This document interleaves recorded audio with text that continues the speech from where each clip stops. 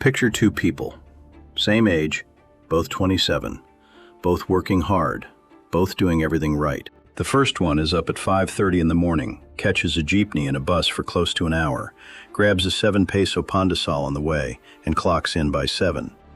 Come the end of the month, after the pamasahe, after the bilihin, after the money goes home to the province, there's almost nothing left.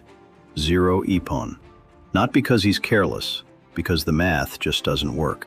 The second one earns 4 times more. A promotion came through last year, an iPhone went on installment, and a 50 peso coffee shows up every morning without guilt. Vacation twice a year, and somehow by the 20th of the month, he's hitting pezza de peligro too. 2 completely different wages, the exact same feeling of running out. So today we look at what life actually feels like at every pay level in the Philippines. In 2026, with real numbers, real prices, and real talk. No fluffs. This video pulls from the Philippine Statistics Authority, the Department of Labor and Employment, the Bangko Sentral ng Pilipinas, and the Philippine Institute for Development Studies. Those are the same sources government officials cite in Senate hearings, and we're going to explain what they found in a way that actually connects to your life. The 2026 picture those sources are painting is not pretty. Inflation landed at 7.2% in April 2026, the highest it's been in years, with food prices climbing 6.1% and rice, yung kanin na yan, jumping 13.7% in a single month.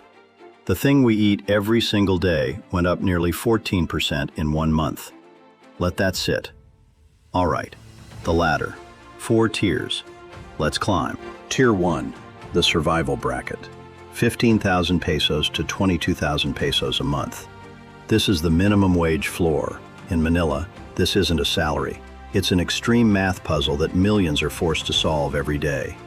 Construction workers, security guards, factory workers, market vendors, kasambahays. These are the people holding this country up. DOLE data puts the minimum daily wage in Metro Manila at 695 pesos a day for non-agriculture workers as of May 2026, following the biggest NCR wage hike in history, a 50 peso jump that took effect last year. Sounds like progress, right? Run the math and the feeling changes fast.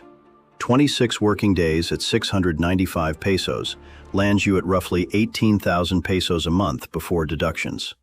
After SSS, PhilHealth, and Pag-ibig pull their share, take-home sits somewhere between 15,000 pesos and 16,000 pesos. And here's what that number actually means. According to economists, 15,000 pesos today carries the purchasing power of only 10,950 pesos in 2018 prices. The peso has shrunk that much since then. Now let's talk about rice, because no honest conversation about this country leaves rice out. On May 13, 2026, President Marcos signed Executive Order 118, which placed a 50 peso per kilo price cap on imported rice. Relief, yes, but 50 pesos per kilo still sits significantly above what families used to pay, and premium imported rice was reportedly hitting 65 pesos per kilo before the cap came down. For a family of 5 eating half a kilo per meal 3 times a day, that's 45 pesos in rice alone every single day, just for Canon. Then there's the pamasahe. The LTFRB approved new fare hikes starting March 19, 2026. A traditional jeepney now runs 14 pesos base fare, a modern jeepney 17 pesos. A round trip from, say, Divisoria to Cubao and back on a modern jeepney comes out to 52 pesos a day, just to get to work and get home. Add 45 pesos in rice to 52 pesos in pamasahe, and you're already at 97 pesos before a single piece of ulam, before electricity, before load, and the day's wage is 695 pesos. The struggle is real. Millions of Filipinos show up for it every single day. Respect to you, kapatid. At this level, you aren't living on bedrock. You are living on glass. There is no emergency fund. There is no Pag-ibig MP2. If you get sick, if a family member needs medicine, or if your phone breaks, the entire budget collapses into debt. Tier 2, the middle class trap. Earning more, saving nothing. Now we move up. You landed the job, maybe BPO, maybe nursing, maybe a government promotion finally came through. The salary sits somewhere between 30,000 pesos and 100,000 pesos a month. Congratulations, welcome to the middle class trap. PIDS research puts the Philippine middle class at roughly 40% of the population. And what that research also flags is how vulnerable that group has become to what they call downward mobility. One medical emergency, one family crisis, one bad month, and the slide begins. The gastos in this bracket is louder than the income, and the pressure comes from every direction. And a lot of it runs through something worth naming directly: Budol culture. Consumer credit in the Philippines grew 21% in just the third quarter of 2025, with credit card loans driving 40% of that growth. And a massive chunk of that spending is pure lifestyle: the 50 peso coffee, the streaming subscriptions, the grab you take because the commute is too exhausting, the weekend out because naman, I deserve this. You do deserve it, but here's where the trap closes.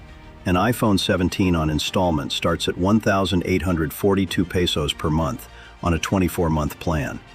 For someone bringing home 30,000 pesos, that's 6% of gross salary gone before rent even enters the picture.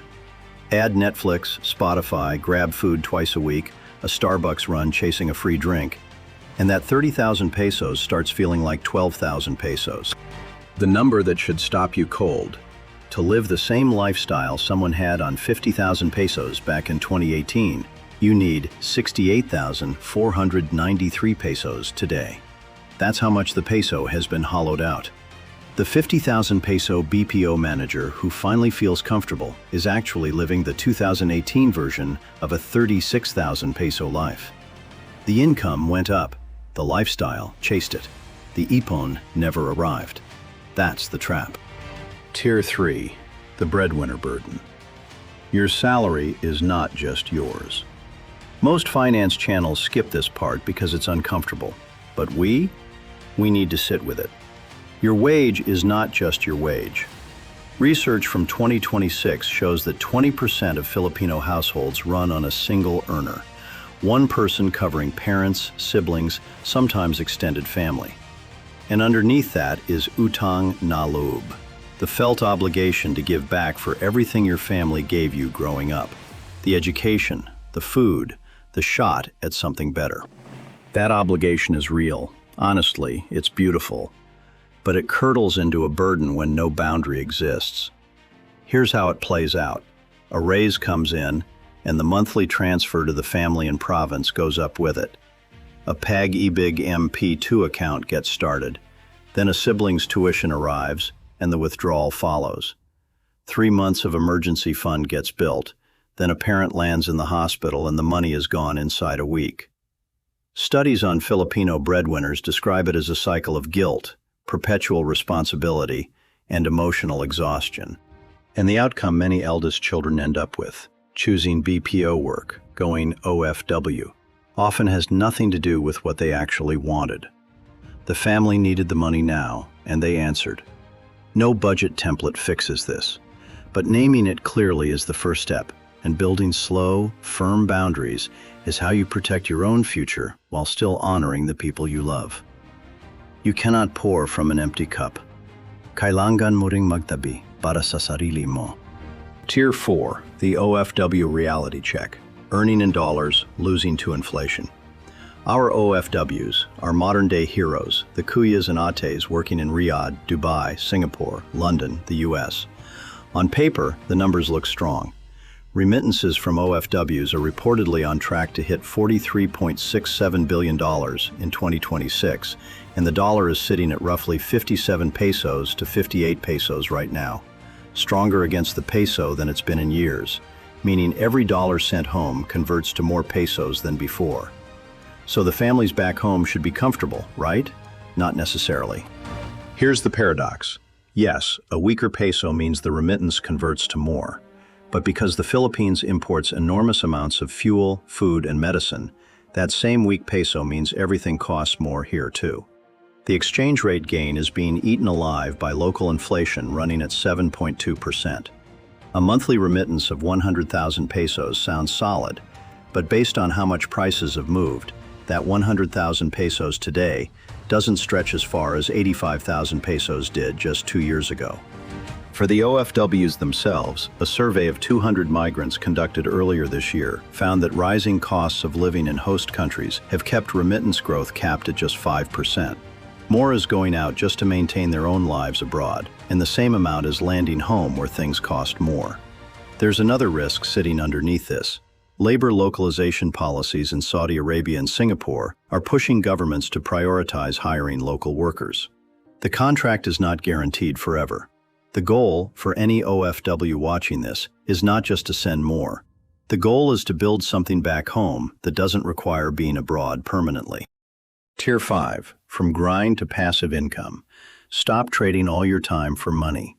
This is the top of the ladder.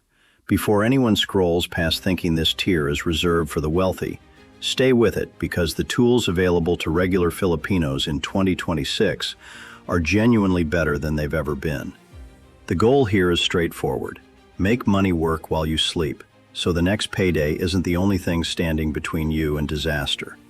Start with the easiest entry point, digital banks. Maya Bank, the most used digital banking app in the country, offers a 15% interest rate per year on balances up to 100,000 pesos when you complete their in-app missions, which means paying bills through Maya and spending 500 pesos with a card or QR, things most people are already doing. Maya turned profitable in 2025 with a net income of 1.7 billion pesos, so this isn't a startup playing games. GoTime offers a steady 3% with no missions required. Uno goes up to 5.75% on time deposits. Compare any of those to what traditional banks hand you, 1% per year. When inflation is at 7.2%, money sitting in a regular savings account is quietly losing value every single month. For more serious savers, Pag-ibig MP2 deserves attention. In February 2026, Pag-ibig announced a record 7.12% dividend rate for the 2025 fiscal year, and total membership savings jumped 21% to 160.41 billion pesos that year. People are waking up to what this program actually offers. A term has even emerged for retirees who've maximized MP2. They call themselves LODI, living on dividends, covering their living expenses from annual returns without ever touching the principal. That is the dream we're working toward. And for those ready to go further, REITs, real estate investment trusts, allow investment in commercial property with as little as 1,000 pesos through the stock market. MREIT posted a 69% revenue increase in Q1 2026. The PSEI is down 3.6% year-to-date, which makes it volatile. But for long-term investors, it stays a legitimate vehicle. None of this is a perfect system, but the tools are there, and the only question is whether we use them or keep waiting for the perfect moment that never actually shows up. Here's the truth about money in the Philippines in 2026. By the numbers, we're just $26 away from being classified as an upper-middle-income country. And yet 51% of Filipino families still report feeling poor. That gap between the headline and what life actually feels like on the ground is where most of us are living. You are not bad with money. You are navigating a system that was never designed to make this easy. But discarte runs in our DNA. We find a way. We always have. So here's the one thing to sit with after this video ends. How many months can you survive right now if you lose your job tomorrow? That's your sleep at night fund. Magkano yun? If the answer makes you uncomfortable, good. That discomfort is the starting line. Drop your number in the comments. Let's see where we all stand together. And if you're exhausted from pure grind with nothing building underneath it, and you want real numbers with a community that understands the Pinoy struggle, subscribe. Real strategies every week. Kaya natin to.